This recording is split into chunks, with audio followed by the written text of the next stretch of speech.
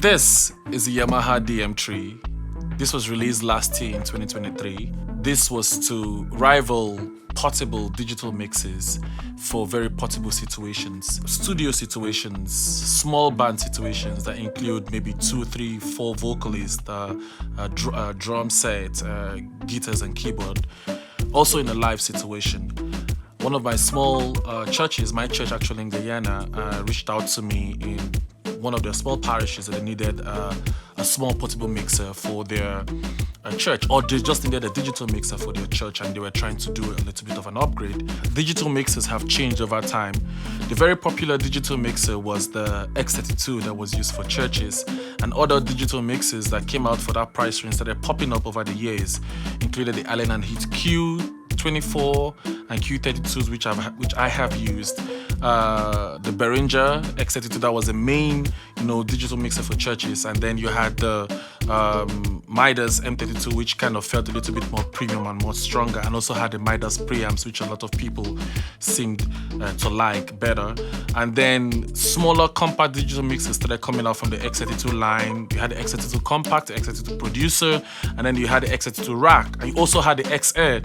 But time have changed over years, more than 10, 12 years, and a lot of things have changed in the digital mixer world, but many people are still looking for something more compact. And then Yamaha released this wonderful DM3, which include both the DM3 standard and the DM3D. The DM3D stands for Dante. That's Dante directly involved, directly in the mixer. That was a very, very wonderful, but this is a very small church that does not need many of these capabilities. They are just looking for a good mixer that's going to last for a very long time. They're looking for a mixer with sufficient input, sufficient processing power that will also not break the bank. So my choices then came down to the QSC TouchMix 30 Pro, which I had actually originally recommended, a small compact digital mixer without faders, but everything can be done on the mixer and on an iPad. And then while I was still trying to process that order, then I remember that last year Yamaha released a digital mixer that is also very compact, the Yamaha DM3 and the DM3D. This is all in line with the DM7 standard, the very, very big master, and then all scaled down. And I was so amazed, and I paused trying to get the Allen&heath CQ18T, which I was actually leaning to, and the QSC TouchMix 30 Pro, which I was kind of debating about, and I decided to go for the DM3 standard. And because of the price range, and also because of a lot of photos I'm going to discuss about while unboxing this, there are also some drawbacks which I will talk about later, but it had basic functionality that I was looking for, and it's a Yamaha product.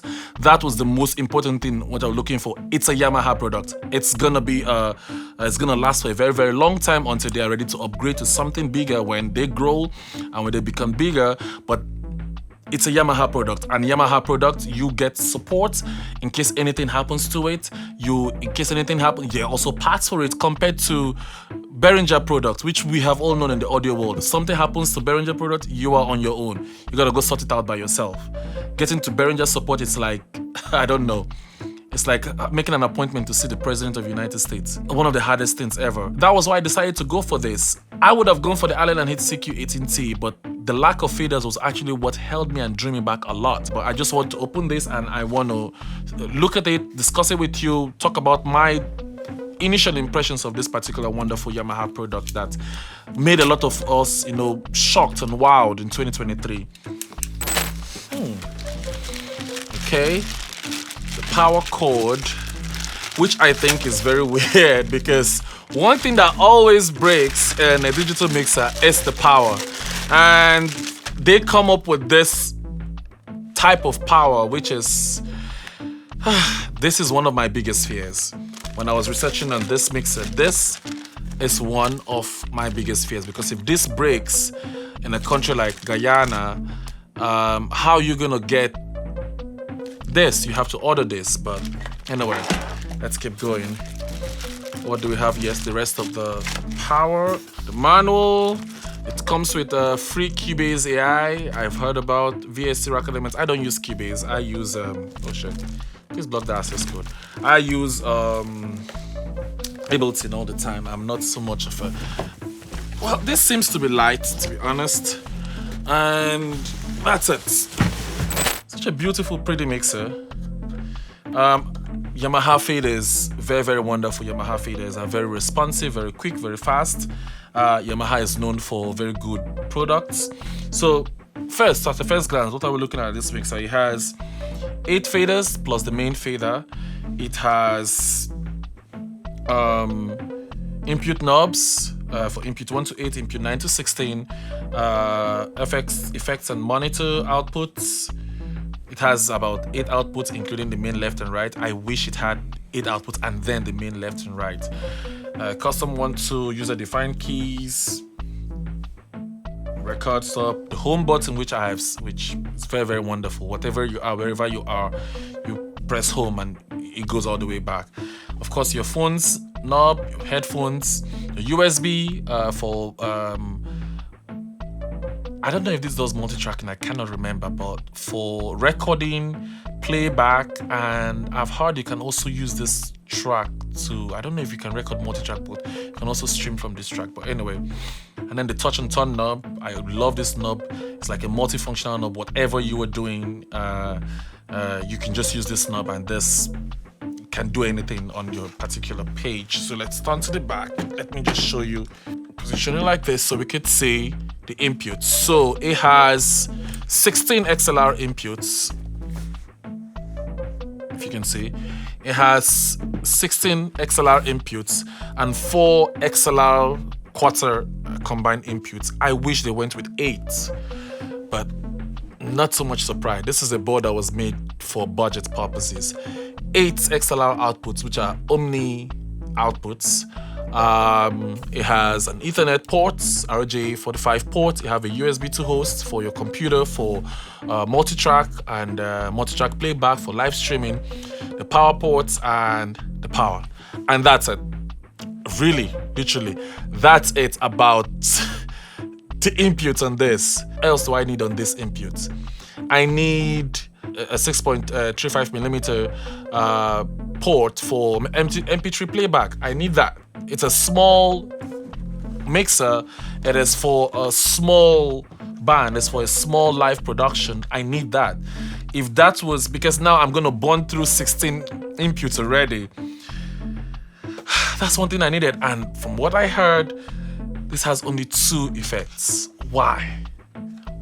Now, I'm not seeing anywhere on the board right now that is that says effects 1, effects 2, effects 3, effects 4, like the PreSonus Studio Live SC3. Okay, I'm not seeing anywhere on the board that says this. So I'm thinking and I'm hoping and I'm praying that during future software updates, they're going to provide more effects, at least 4. You need a reverb, you need a delay, and any other 2. At least a DSI, if you can use that in live situations, especially in a church where people are talking, a DSI is very, very important. And at least another reverb for the drum. Separate the reverbs for the vocals and then reverb for the drum, and then a delay. I need at least 4 reverbs, but they're giving us only 2, a reverb and delay, which is what we're gonna work for. I'm really, really hoping that we can get more reverb, more effects out of this, because I do not see them saying it's just tied to effects 1 and then effects 2. 2, which is a very, very big slap in the face. Of course, you have the select, Q, and on button. I love this. You know, I can switch off a particular input from here. The Q button to solo a particular input, as Yamaha calls it, and Allen&heath calls it. No, and QSC calls it. The select button to select. And I also heard these are actually touch-sensitive faders. I don't know how true this is, but let's turn it on and let's see. Thank you so much, RCCG Dominion House, for allowing me do this short video on this mixer and just talk about just my initial impressions and my thoughts, what I think about it. Now, this DM3 standard retails for around 1,700 to 1,900 minus taxes. The DM3 Dante, as of right now, retails for 2,200. I don't think I've seen it below 2,200 for the DM3 Dante minus taxes. That's with the one Dante built into it. So it would have been wonderful because, of course, you could, as far as the fact that you have inputs, let me say a way that you can use Dante, you have inputs into this. You can then send 16 all 16 input, 16 channels over Dante to another room to probably do a multi-track recording, a multi-track mixing, and then broadcasting. Right now, I don't think this church is gonna have a need of Dante right now. Just a very good mixer that's gonna work well and that's gonna last. So looking at the screen right here, 8 channels on the front, your main left and right bus, and this tells you your channel, what is right here, your effects, reverb, your EQ section. This is the home screen, by the way. Your dynamics, your gates, your second dynamics, your processor, your compression, effects 1 and 2. That's what I'm thinking, that there's no how that they're just gonna have this without adding more effects later. I'm hoping, fingers crossed, to be honest. Matrix 1 and 2. No, it's mix 1 to 6, which is 6 mix buses, 2 main left and right, and 2 matrices. 2 matrices is fine. What are the particular ways that you can use a matrix in this small church? You're talking of probably sending a matrix bus to maybe an overflow. It's a small church. What are they going to use a matrix for right now? They just need left, right. They need a sub out. They need monitor out. They just use 1 monitor. They have 2 in-ears, the keys, the drummer player. If they decide to add the guitar player later, they have a 3rd output. That's all they need. That's all they need. So the second bank, 9 to 16. Effects, I see playback. You see, they have a stereo in left playback. And you do not give us an input for stereo playback. Like, come on. 2 effects returns, effects 1 and 2 buses. There's something missing here. You can add something here. You can add something. You can add something. You cannot tell me you cannot add something here. You cannot add another effect. Please, I'm asking you, Yamaha, to do that. Monitor out, stereo, whatever this is. This layer, you have your outputs, your mix 1 to 6. You have your 2 matrices and your stereo main output, which is this. Fader feels nice. Custom buttons for whatever you want to do, custom 1 and 2. Remember, I told you, wherever you are, you want to go back to the beginning, you press the home button. For example, I was here, let's say right here, and I was in EQ. Let me feel the touch. Oh yeah, touch button feels actually really nice. Let's say I was in the EQ. How do I get to the EQ? I haven't used a Yamaha board. Oh, okay. Dynamics on. Oh yeah, to go to that I pressed it. Oh yeah, very responsive. Yeah, touchscreen very responsive. Let's say I was here and I want to go back to the home of back to everything, the whole view of everything, which is the home view. I just press the home button and everything comes back. Very responsive, very fast. It has a 4 bands. Okay, no problem. What else? Go back to home. Let's see the gates. Very simple attack, hold, and decay. Simple. Type, gate and docking. Okay. Go back to home. The compression. Very simple, very straightforward. All I need. Knobs are okay.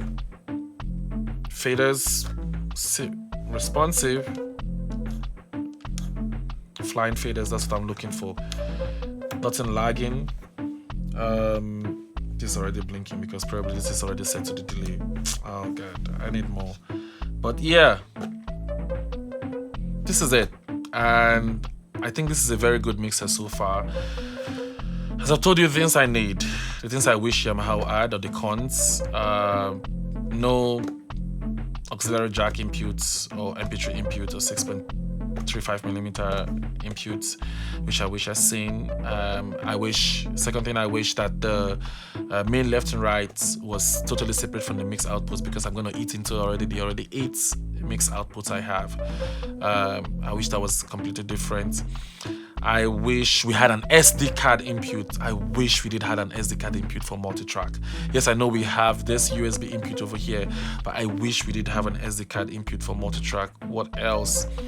As I told you, I wish we had more than at least 4 effects. At least four effects. Wing has found a way to not to do without effect returns. Behringer Wing has found a way to do without effect returns. So I wish we did have the kind of thing that Behringer had. I see that Behringer actually has the wing rack coming up. They've been teasing it for a while now. Me and Behringer products, yes, Behringer has been very good. They're good, but they're not solid. If something happens, I don't know if I don't know, especially in the States where you have to then ship it out of Guyana back to the States for repairs and then ship it back. That kind of situation is what I did not want to put this church into. Another thing, the power, I wish it was just a generic simple power output, like so that in case anything happens to it, it can easily be replaced. But no. But yeah, this is solid. I don't think this is something you can put in your backpack. Probably the Allen&heathsq 18T you can put in your backpack, but I don't think it's something you can put in your backpack. This stays someplace. I think these are all the things I wish they had added for now. If I think of anything in a deeper dive, if I'm able to have the opportunity to do a deeper dive, I would. But I don't know. Tell me what you want to see. This is very simple. Okay, headphones output, settings button. So you have save load, preferences, user the custom fader, word clock, bus setup, patching, channel link, okay, MIDI, recall, safe, mute group, phantom power, that's very, very important, brightness, network, time log, patching, which is what I want to see. So okay, so you don't necessarily have a one-to-one patching. Okay, so it's not a one-to-one patching. You actually have, you can patch whatever you want to patch to any input, which is very good. Same thing you have in the outputs right here. Channel link.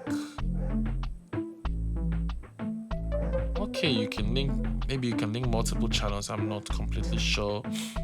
Please tell me, you guys tell me what you can have. Okay, an administrator and then you have guests.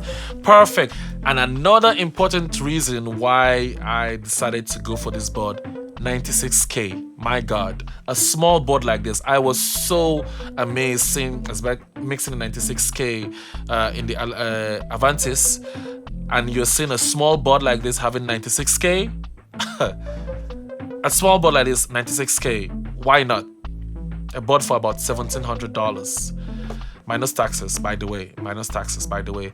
If I said I wanted to go for the Behringer rack, okay, the X32 rack, I'll need an iPad. I want to completely make sure they are not reliant on an iPad situation. If the iPad fails or the screen fails, they should be able to mix. I have had situations where the screen failed on me. Oh my God, the Avantis. Right in a show, the screen froze. The screen froze and the show was going on. I needed to power reboot. I needed to power down and start back the board again. But I couldn't do anything because there was a show going on right there. So I sent the information to the organizers. I needed to power down. So I needed to wait until that particular scene was over and then do a reboot and a reset, or power down and then power on of the system. So I don't want that situation where they're just reliant on an iPad. I don't want that situation where they're just reliant on the screen. You can do anything. You can mix, you can turn down the faders while in case something happens. And I always want a second situation. And that's one of the reasons I didn't go for the CQ18T. I'm not saying the CQ18T is not good. The Allen&heath CQ18T for me it's so good. I love Allen&heath products. From the SQ series to the Avantis series to the D-Life series, I love their product so much. But the lack of faders was the thing that just drew me back, that held me back from that. But I would easily go for that board. That board cost $1,200 minus taxes. I always keep saying minus taxes. That board cost $1,200 minus taxes. So I would rather go for, if that board came with faders at the same price or even $1,900, I would go for the Allen&heath CQ18. Within any bit. I mean, it had much more inputs, it had much more layers, it had four effects. What am I looking for? But that did not have this, so I decided to go with this, and I believe this is a very, very wonderful board. I would recommend this for mini studios, in-house studios, small bands that are not really, really big, that don't have like really big setups that need 32 inputs, small churches, 50 to 100 size churches that simple drum input, simple keys input, guitar vocals input, and that's it. They don't need much more demand of sending anything over Dante. If you need to send all your 16 inputs and all over Dante and send information across, then go for the Dante option. But at $1,700 minus taxes, $1,700 to $1,800, because I still see it for $1,900 to $2,000.